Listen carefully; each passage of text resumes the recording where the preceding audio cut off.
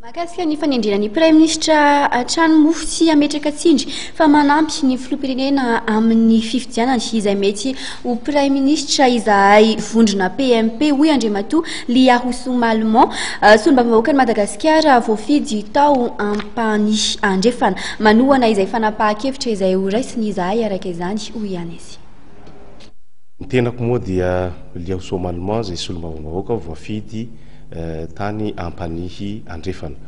Ampanihy andrefana dia ao amin'ny faritra atsimo andrefan'ny nosy iny safidy ny rotsaka solombavambahoaka nieritreritra ny hoe hijery ny fampandrosoana ny faritra misy anay any atsimon'ny nosy iny. Zahay député misy eo amin'ny 5 di mivondrona ao anatin'ny plateforme pour la majorité présidentielle dia mieritreritra ary nanapa-kevitra fa nanolotra Prime Ministre. Ny antony dia araky ny lazain'ny lalam-panorenana amin'ny andin'ny faha 450 io dia mamela malalaka ity vondrona ity hanolotra n'io Prime Ministre io. Ny zavatra ataonay dia ny hoe ahoana ny fomba hoentina anampy ny filohan'ny Repoblika ahafahan'ny filohan'ny Repoblika manatanteraka ny asany sy ireo programan'asa izay nataony tamin'ny firotsahana filohan'ny Repoblika iny. Zay zany zavatra anankiray zay. Ny vondrona PMP zany dia vondrona manampy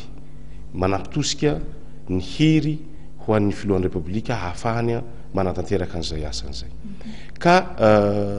ny Prime Ministre zay atolotra zany dia apetrakinay malalaka ho an'ny filohan'ny Repoblika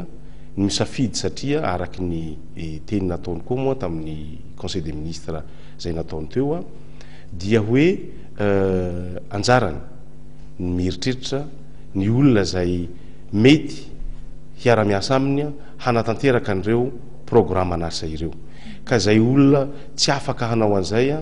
dia heverinay fa tsy mety ny anovana hoe sanatriavina hoe tery vaimanta ny filohan'ny Repoblika amin'izay fanendrena zay. Ka zahay atao amin'ny PMP koa dia mamela malalaka ny filohan'ny na eo ary le fanolorana nataonay dia mamela malalaka azy ametraka izay olona afaka hanatanteraka n'io programan'asa ny filohan'ny Repoblika io. Ny anay le hoe famille politika nefa famille politika izay atao hoe hiteraka fanakorotanana eto amin'ny firenena dia tsy enkena zany satria tsika zao ny ala atao anatin'ny fahasairanana ny krizy tokony hiditra malalaka amin'ny 4 Repoblika ka ny filohan'ny Repoblika hanatanteraka n'ireo programan'asa ny redressement ny firenenantsika dia tokony havela malalaka fa tsy ho terena